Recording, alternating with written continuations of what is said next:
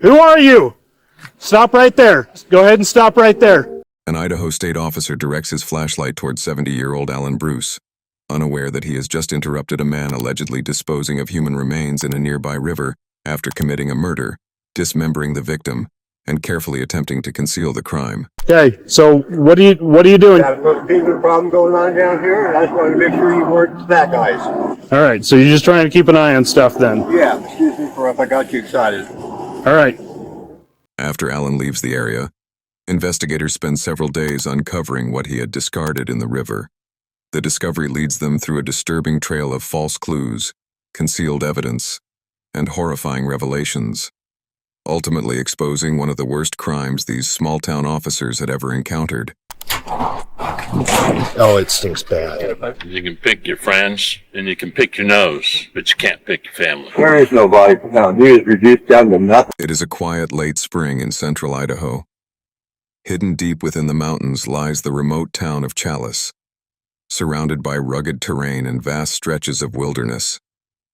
Running through the region is the Salmon River, famously known as the River of No Return. With fewer than 1,000 residents, Challis is a peaceful community where serious violent crime is almost unheard of. But that is about to change. Somewhere in this small town, a brutal crime has taken place, and the evidence is now hidden beneath the waters of the Salmon River. The investigation begins on a Saturday afternoon, when an elderly woman enters the local police station to report a missing person. When he's upset, I'm just surprised he hasn't been back to see. That's why I'm concerned. Yeah. Do you know what he was wearing last when he left? Pair of boots, blue jeans, and I think it was a dark t-shirt and baseball cap, and he's got a little pug rider that is with him everywhere. Who is Patrick to Just you? one of my dear kids that I've taken under my wing. Okay, so not biological. No. Okay. There's a picture. Yeah, picture, okay. Does this picture resemble what he looks like right now? His beard is a little fuller, and his hair is in better shape than that. The man in the photographs is 47-year-old Patrick Shelton. His adoptive mother, Helen, explains that he spends much of his time in the mountains cutting and selling firewood, sometimes working late into the night. He typically carries a chainsaw, at least one weapon, and is rarely seen without his dog Ryder. In most missing person investigations, it can take days for authorities to uncover a meaningful lead. In Challis, however, investigators are about to receive one almost immediately. I remember you mentioned something about when you talked about him going to Alan Bruce's. It seemed like you said something to where they had some conflict recently. They have. Yeah. Okay. Do you know why he went there? He was supposed to go move his motorhomes, and when he got out there, Alan had moved them with the bulldozer. Okay. Not good. Probably screwed up the transmissions, and I don't know. The name Helen provides is immediately familiar to local officers. 70-year-old Alan Bruce owns a rural property outside Challis and earns money through welding, mechanical work, and other odd jobs. However, he is better known throughout the community for frequent disputes and ongoing conflicts with local residents. Earlier that same year, he had even been accused of throwing incendiary devices and setting fire to a woman's property. Based on Helen's statement, officers decide to visit Alan and determine whether he can provide any useful information. At this stage, they are not surprised to hear his name and have no reason to suspect anything serious.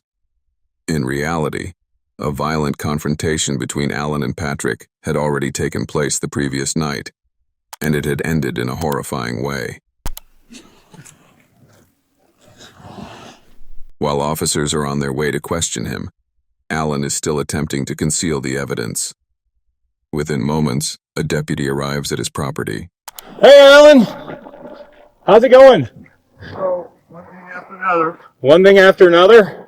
Hey, I was just coming to chat with you. We had a report that no one knows where Pat is right now. Yeah, they don't. Okay. And I just wanted to touch bases with you because I know you got the stuff off your property, but he was going to come by to pick it up, right? Yeah, Did you ever see him on that? I did. Okay.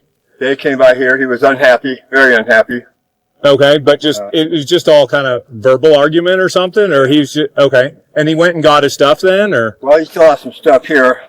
He said he wanted to go cut some wood. He needs some money. so he's probably out somewhere out there. Maybe broke down. I don't know. I'm just trying to create a timeline so I know who last saw him. So when was that he showed up here? 2 nights ago. 2 nights ago? 3 nights ago. Let's see. What is Thursday night? Okay. During the conversation, the deputy notices something unusual about Alan's behavior. His answers are brief, controlled, and almost rehearsed. As the questioning continues, his demeanor becomes increasingly suspicious. And then, did he hang around here long, or did he just go right over? Back and forth. Back and forth? Uh-huh. Coming back onto the property? Yeah. Does he still have stuff here then? He does. Oh, He get okay. it all out. Oh, okay. Like that shed, that wooden shed is his. Yeah. Uh-huh. Oh, okay. The tires in it. And you can see there's a pickup rack just over that board. Oh, just the steel there Yeah, the poking steel- up? Oh, that's okay. his. Okay. So That he... wooden rack over there in the back of the trackers, like that. This, okay. Tires. Just kind of bunch of crap laying around? Right. Okay. So he got some of it, though? Yeah. Do you know where he was taking it to? Taking down his motorhomes. Oh, where is motorhomes? Right here, you walk over here and you see. Okay. Oh, there? There's his Ram Charger and another one's in front. The motorhome Alan points toward does belong to Patrick, and the items inside could provide crucial clues about his disappearance. Alan claims he moved the vehicle because of ongoing disputes and business-related problems between them. Although the explanation initially appears reasonable, the deputy notices changes in Alan's body language and quietly requests another officer at the scene. The source of Alan's tension is only a few feet away. Inside several nearby barrels are the dismembered remains of Patrick Shelton. Howdy. He's riding along with me. I was just on a phone call for a minute, so I didn't want to bring that out here. So Did he stay here last night? Or? No. Oh, okay. Okay. And he didn't tell you where he was going to get the wood? Hold on. It was Thursday night he left here, not last night. Okay. Does he have any favorite spots so we can just go He's got a check spot for up him? there at Bay Horse, pretty close to the top. You go up there before you get to the rest area, the potties. You see where it takes off and goes down the hill and crosses the creek. Uh-huh. Way back up in there is a favorite wood cutting spot for him. Oh, okay. Okay. Is that the only one you know about? It's the only one he took me to. Oh, okay. You may be the last person that saw him because he would have then gone up there that night potentially? Yeah. Oh, okay. Alan's demeanor changes again after the second officer arrives. He becomes noticeably calmer and more deliberate with his responses. Despite the shift, he provides deputies with a possible location for Patrick, a remote area roughly 20 miles away near the River of No Return. Before leaving to investigate, the officers briefly inspect the motorhome Alan had mentioned earlier. What appears to be a routine decision will later provide them with an important lead.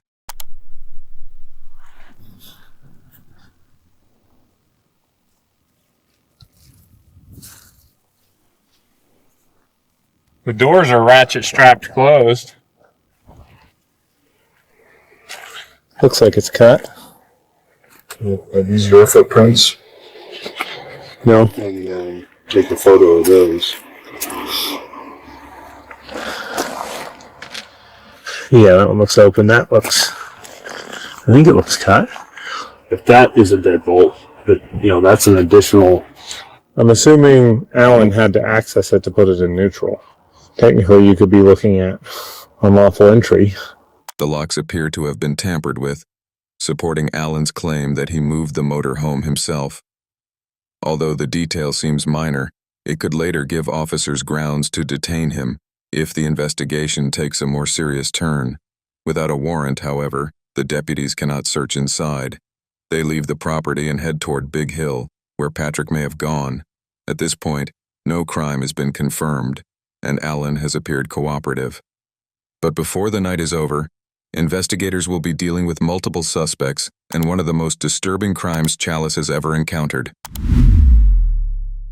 Approximately 2 hours later, deputies arrive at Big Hill, an area Patrick frequently visited to cut firewood. After noticing tire tracks on the ground, they follow the trail deeper into the area. In the distance, they eventually spot a red pickup truck matching the description of Patrick's vehicle, its windshield visibly damaged. His windshield. Yeah, I think that's normal. I believe so. Hey, Pat! Pat! Pat, it's the Custer County Sheriff's Office! Can you hear us? Dog's in the seat. Alive? What was the dog's name? Ryder. Ryder, buddy. Ryder. Is it awake? No, it's not moving. Dog's been in here a while. He's messed himself. Oh, he's moving. It's definitely a he, by the way. Hi, baby. Oh, you're okay. We're gonna get you some water, okay? Where'd he go? Where did he go?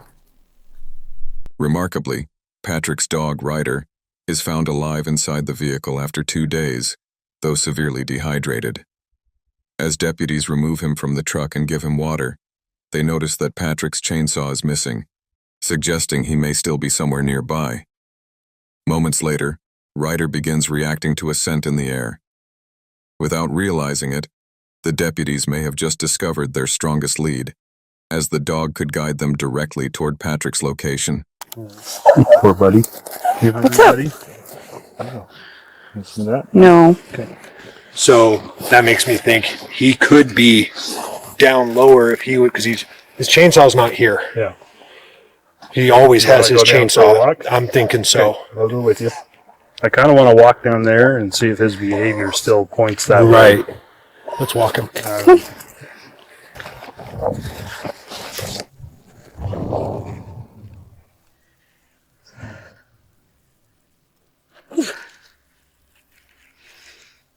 Dude, you gotta give me a break. We can't go down that. That is a completely down. There is no angle to that. I'm arguing with a dog. Ryder manages to detect a scent, but cannot identify a single location. The reason is far more disturbing than deputies realize. Patrick has already been dead for 2 nights, dismembered with his own chainsaw, and scattered across the surrounding mountains. Some of his remains are already drifting through the river of no return, roughly 20 miles away. Still unaware of the truth, deputies inspect Patrick's pickup truck for further evidence. Inside, they discover dark red stains, blood-soaked towels on the driver's seat, several blood-marked items, and a discarded piece of mail bearing Alan Bruce's name. It becomes clear that something violent occurred inside the vehicle. Before the night ends, deputies secure the scene and return to town to speak with Patrick's acquaintances. Their statements reveal an ongoing feud between Patrick and Alan.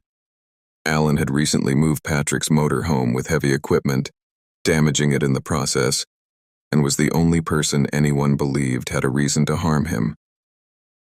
Alan Bruce is soon identified as the primary suspect in Patrick Shelton's disappearance. Search warrants are requested for both properties, and Idaho State Police detectives join the growing multi-agency investigation. However, while authorities organize their search, Alan is still carrying out his own cover-up. Under the cover of darkness, he continues disposing of human remains and evidence in the river while burning anything that could connect him to the crime. Meanwhile, search and rescue teams prepare to comb the surrounding wilderness. Around midnight, Deputy Mike is assigned to monitor the area near Patrick's truck. Several hours into the patrol, something unexpected happens.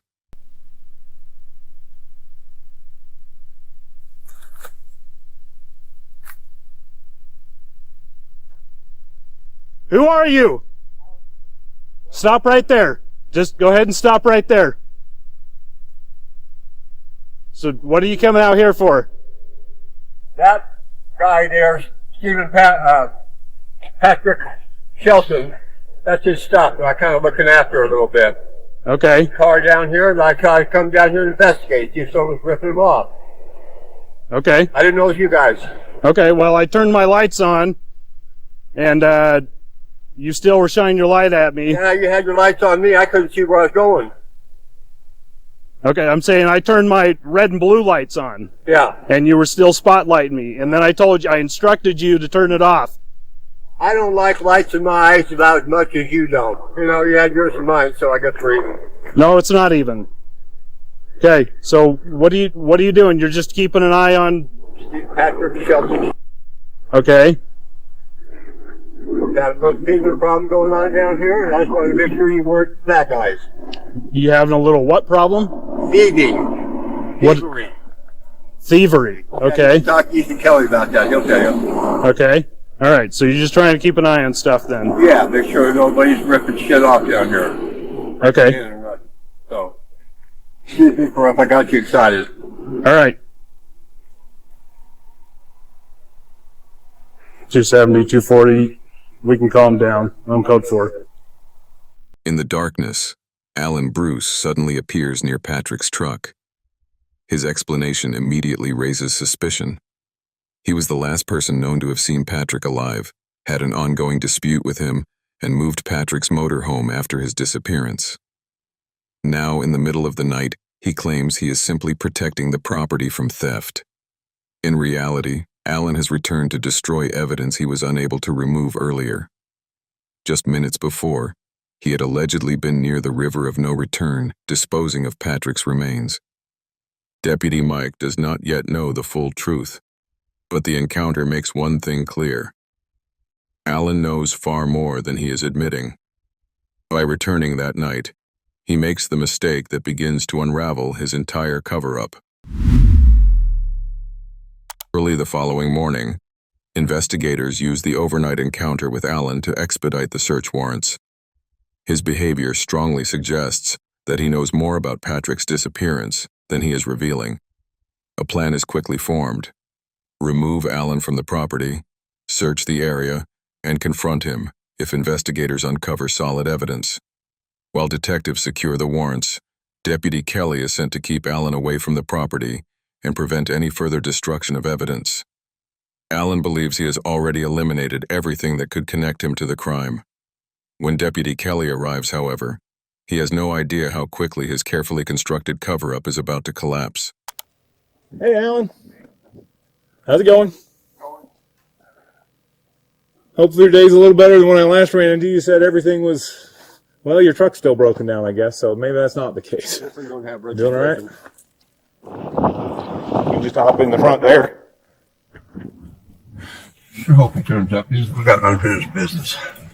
Yeah, we still got stuff on your property, too, to get off, too, huh? So, I mean, y'all were getting along for a while there, but then, what happened there, even? He just started accusing you of stuff, or? Yeah. And there was nothing I could say to convince him that wasn't. Well, I appreciate you being available to just chat with them a bit more. They're the professionals. They've got questions I probably didn't ask you. Okay. Despite the deputy's attempts to gather more information, Alan remains committed to his story and reveals nothing useful. He even appears more relaxed, seemingly convinced that investigators have no evidence connecting him to Patrick's disappearance. About 30 minutes later, deputies and detectives arrive to execute the search warrants. While Alan waits inside the patrol vehicle, investigators begin with Patrick's motorhome.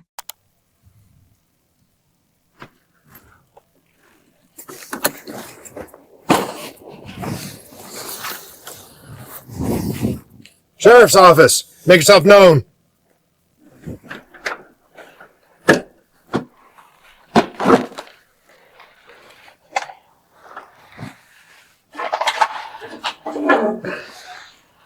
What this is? Got a gun case?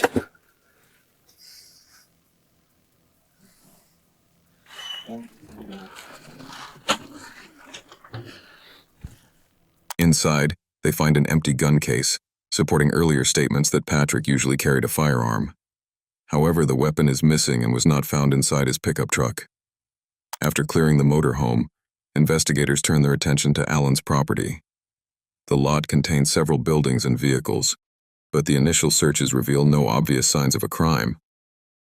For a moment, it appears Alan may have successfully concealed everything. That changes when deputies notice something unusual spread across parts of the property. Already did. Cool. Something stinks. Oh, it stinks bad. I just kind of pull that one down. So we're just gonna hold on this trailer till we can get keys. If he won't give us keys, then we'll go from there. But we need to hold on this until we get that. It's probably in that freshly moved. Do we want to call out the cadaver dog? let's go ahead and do it while we're here. We've got it cleared. It might be the best way to get something to hold him. As the search continues, deputies detect the smell of burned flesh lingering across the property, but they cannot identify its source. After rechecking the buildings and surrounding areas without success, they call in a cadaver dog trained to locate human remains. Minutes later, police K-9 spy arrives and begins searching the property. Before long, the dog alerts investigators to several barrels, indicating that something may be hidden inside. I'm rolling.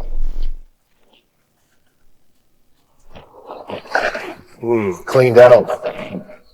Yeah. Okay, so it's not looking, yeah. Yeah. No, we got our window. Gonna burn moth. Ah. Latex gloves, windows. Mm-hmm. And doggy treats. I'm gonna get a backed up picture. Yeah. Inside the barrels, officers begin uncovering the evidence Alan attempted to conceal. They find shattered vehicle glass consistent with a bullet impact, latex gloves, and traces of blood inside a vacuum filter. Other barrels contain night vision binoculars, Patrick's blood-stained baseball cap, bone fragments, and suspected human remains on several pieces of clothing. Investigators also recover ammunition and magazines, but no firearms, suggesting the weapons were moved or hidden elsewhere. The missing guns, absence of intact remains, and the speed of the cleanup raise a troubling possibility. Alan may not have acted alone. Following the discoveries, Alan's property is officially declared a crime scene. Investigators secure the area and call in forensic specialists to process the evidence.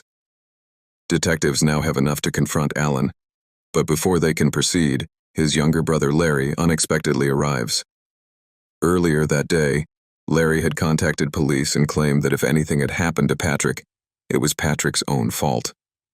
Combined with several other suspicious remarks, the call raises a disturbing possibility. Investigators may be dealing with a second suspect. Yeah, well, he's been stealing shit of my brother's, and he said Pat's threatened him and waved a big-ass gun at him. Somebody else said that he's a straight-up thief. Shelton's an opportunist. He's going to take advantage of anything that he can, if he thinks he can get away with it. Right. Okay, so he was kind of concerned Patrick might do something stupid, use a gun or something. Concerned Pat's going to kill him, Right. During the call, Larry portrays Patrick as the aggressor, claiming that he had been threatening Alan. His statements lead investigators to suspect that he may know more than he initially revealed. Those suspicions intensify when Larry unexpectedly arrives during the search. As detectives begin questioning him, he appears confident that he can prove Patrick was responsible for the conflict. Howdy. How's it going? And you are? I'm Alan's brother. Okay, I'm Sergeant Tuttle with the State Police. So obviously your brother got himself in a lot of trouble. That's what it sounds like. It's starting to rain. You want to go in the trailer? We can go sit in the trailer where we're not getting rained on. You said that Shelton? Is that the guy's name? Patrick Shelton, yeah. Okay. And he was threatening your brother, right? Right. And so is that something your brother told you, or do you have other knowledge of that? That's something my brother told me. My brother said, hey, he pulled a pistol and waved it in my face and threatened me. And how long ago did your brother tell you that? About a week? That was probably about 2 weeks ago. Okay. If somebody was waving a gun at me, I'd probably be, wanting to have something to defend myself too, Right. But, my brother had been asking Shelton to move for months. Okay. And Shelton was like, well, f*** you, basically. So my brother took the little road grader, the little dozer, and pulled his stuff and put it out here on the other side of the fence. Stuff. Is this something your brother told you, or is this something you saw? As far as moving the stuff? Yeah, I came by the day that he was moving stuff on the way home. What I done know, when my brother had moved the stuff just to try to get the pressure off of my brother, I texted Shelton and I told him, hey, I moved your crap off of my brother's lot. So then he texted me back when he got to town going, I got a beef with you. I mean, Shelton's a drunk and a dope fiend. Okay, so So right here, told him you're Copy. up, not getting your junk no, off copy my was given to me. That lot. needs to go That in there. was off Alan's Oh, you lot. did? That was May 3rd. okay. He goes, I'm broke down, trying to get a ride. Then you said, never mind, I moved it for you. Give Alan back whatever you took it his. Yeah, he goes, who is this? Alan's brought the beef to me anyway. I don't have any of his.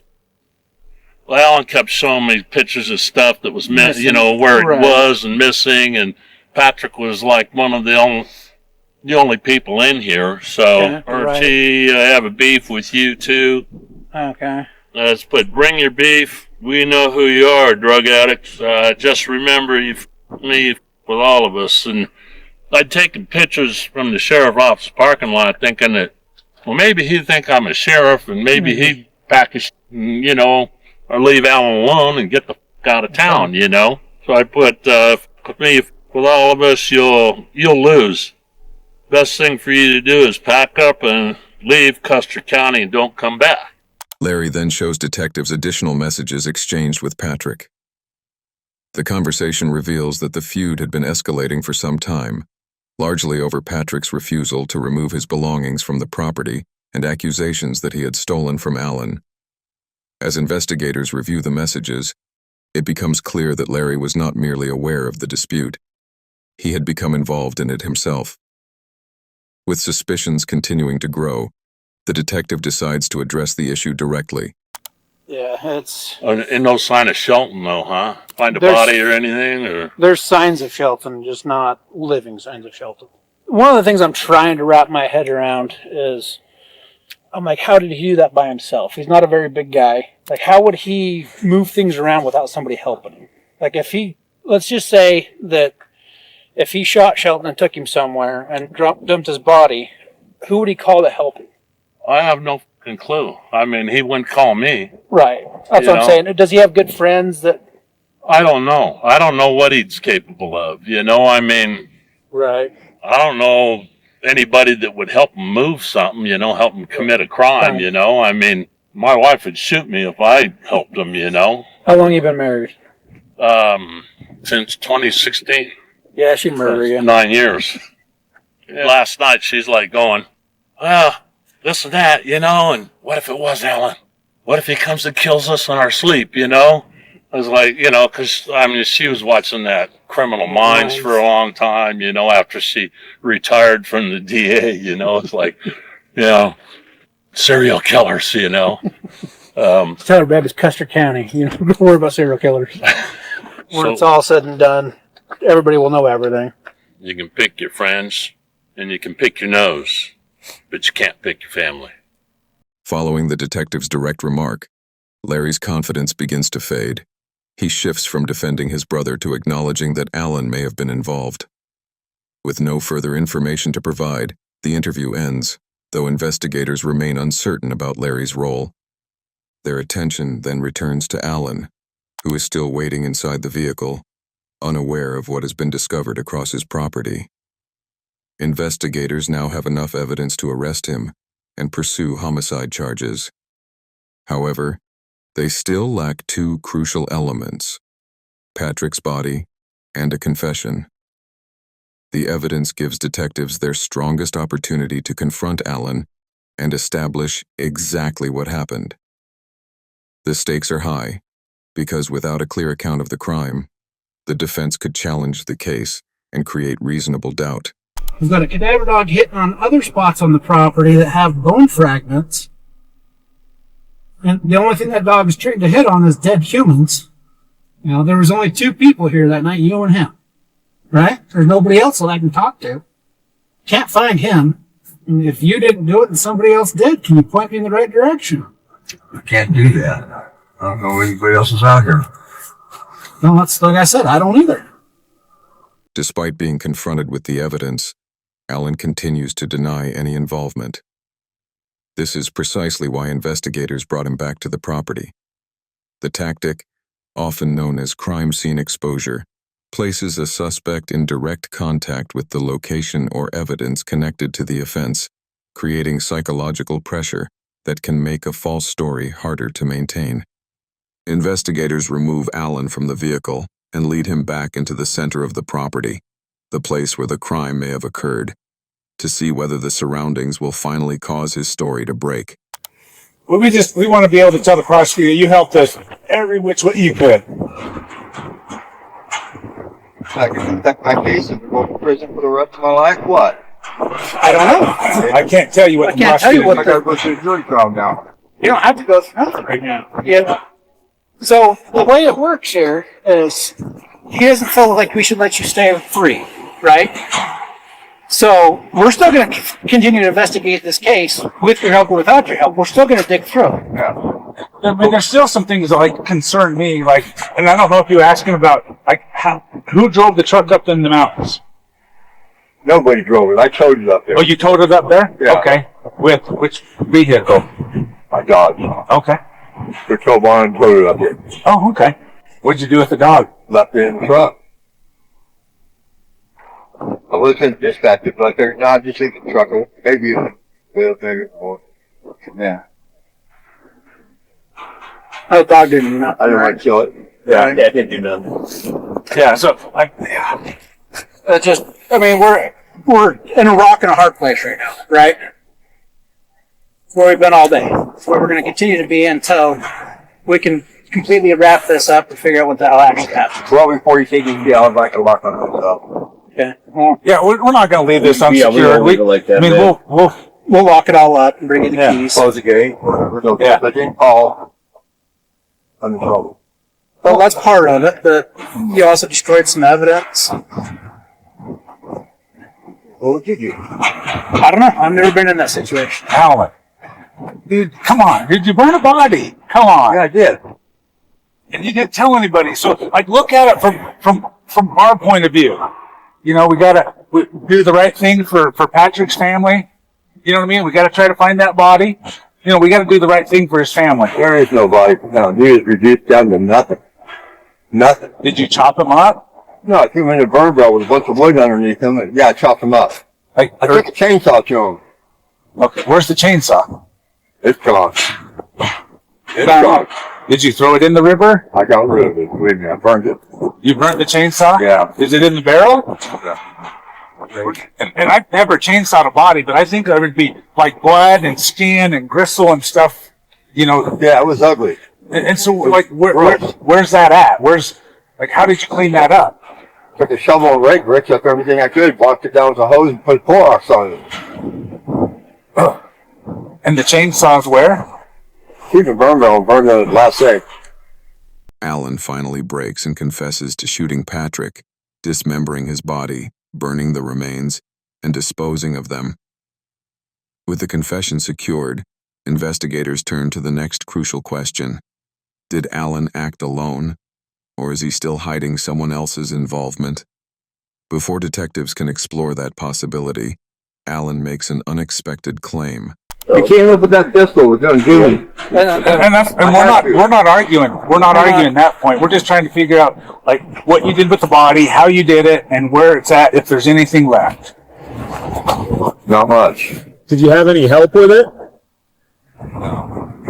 I see if you shoot, shut up, shovel. Do you see our point? I mean, what we're trying to do at all, Alan? I tried to hide it and get away with it. Yeah. And like I said, we're just trying to, you know, get some closure for his family and present the picture so that everybody understands why you did what you did. Said you better pull the trigger. Mother, things come up with the gun. At that point, it was me or him.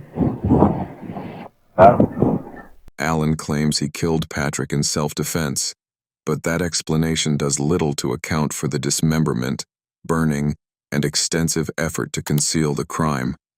He is arrested and charged with first-degree murder, along with several additional offenses. Later that day, dive teams search the section of river where Allen says he discarded the remains, but recover nothing of evidentiary value. Investigators then obtain a warrant for his phone and uncover the most important evidence in the case. A hostile exchange from May 7th shows Patrick warning Allen, "You will be seeing me soon. Make your peace. Alan responds by telling him never to come to the property after dark. More significantly, detectives find a photograph taken at 6:25 a.m. on May 8th, showing Patrick dead inside his truck with a silver pistol beside him. Alan claims he took the image only to preserve proof of what had happened. Several months later, in July 2025, fishermen report a burned barrel floating in another section of the Salmon River. Officers and divers recover it for forensic examination, but find no human remains or evidence connected to Patrick, suggesting anything once inside had already been destroyed or lost to the river. Investigators later locate the missing rifle and Patrick's silver pistol at the home of one of Alan's associates. The man claims Alan gave him the weapons and asked him to sell them. With no evidence linking the associate or Larry to the killing or cover-up, investigators ultimately conclude that Alan acted alone. In October 2025, Alan's charges are reduced to second-degree murder and destruction of evidence after he enters an offered plea. Under this plea, he does not formally admit guilt, but acknowledges that prosecutors have enough evidence to secure a conviction. The following month, a judge rejects Alan's last-minute attempt to withdraw the plea and sentences him to 20 years in prison. He must serve at least 10 years before becoming eligible for parole, meaning he could potentially be released in his 80s. However, given the brutality of the crime and his age, there remains a strong possibility that he will spend the rest of his life behind bars. Do you believe Alan truly acted in self-defense, or did the dismemberment and cover-up reveal a planned murder? Do you think a 20-year sentence was enough for a crime this brutal, or should Alan have received life in prison? Share your thoughts in the comments below. And for more disturbing true crime cases, make sure to like the video, subscribe to the channel, and turn on notifications so the next investigation is not missed.